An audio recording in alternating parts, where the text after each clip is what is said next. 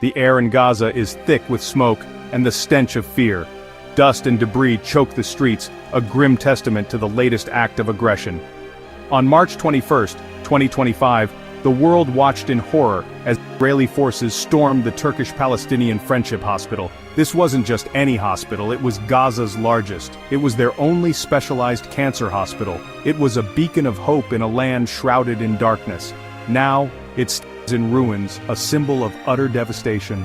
Wards where the sick once sought solace are now mangled steel and shattered glass. Operating rooms where skilled hands once fought for life are now silent, filled only with the ghosts of patients past. The lifeblood of this hospital, its doctors, nurses, and staff, are left reeling, struggling to comprehend the sheer magnitude of the loss. This was not an accident. This was not collateral damage. This was a calculated assault on a civilian population already pushed to the brink. The Israeli military claims Hamas militants were operating from within the hospital.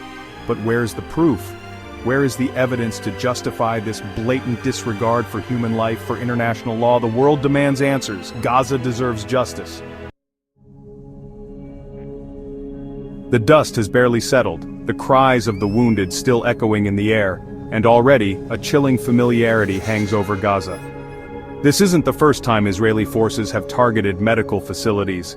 The ghosts of Al-Shifa, Kamal Adwan, and Nasser Medical Complex bear witness to a pattern of brutality. These hospitals, too, were once sanctuaries for the sick and injured. They, too, were reduced to rubble, their patients left to die. Human Rights Watch has accused Israel of war crimes. The evidence is mounting, a damning indictment of a nation seemingly at war with its own conscience. Hospitals occupied, essential services denied, patients mistreated, healthcare workers used as human shields. The list of atrocities grows longer with each passing day. Is this the face of a nation that prides itself on its morality? Is this the legacy Israel wants to leave behind? The world is watching, aghast at the inhumanity unfolding in Gaza. Silence is not an option, inaction is complicity. We must raise our voices, demand accountability, and hold those responsible for these crimes to account. Beyond the rubble, beyond the statistics, lie the shattered lives of ordinary Gazans.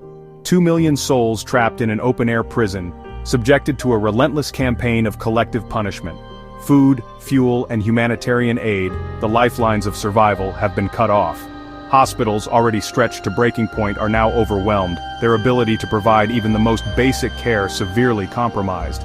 Families huddle together in the darkness, their homes reduced to rubble, their dreams turned to ashes. The cries of children, their tiny bodies scarred by war, pierce the night, a haunting reminder of the human cost of this conflict. The world sees the rockets, the airstrikes, the explosions, but do they see the faces of the innocent caught in the crossfire? Do they hear the stories of mothers forced to choose which of their children will eat that day?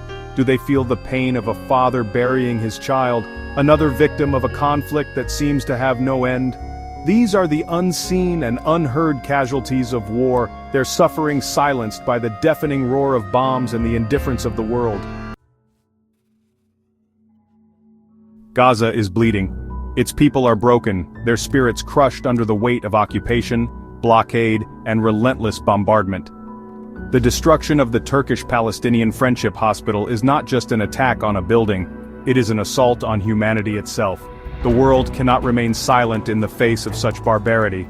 We cannot stand idly by as Gaza is systematically dismantled, its people left to die a slow and agonizing death.